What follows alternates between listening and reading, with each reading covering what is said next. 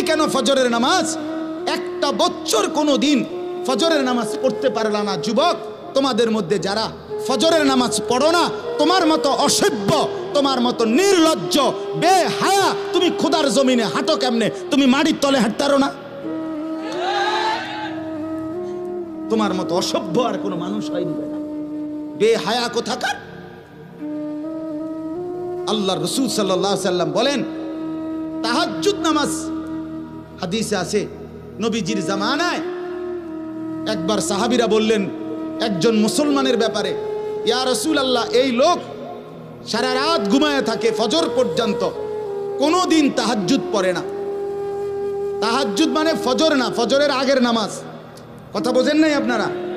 নবীজির সাথে সাথে মিশকাতে আমরা নিজে পড়ছি, আল্লাহ রাসূল বললেন, যালিকা রাজুলুন বালা শাইতানু ফি উদুনাইহি।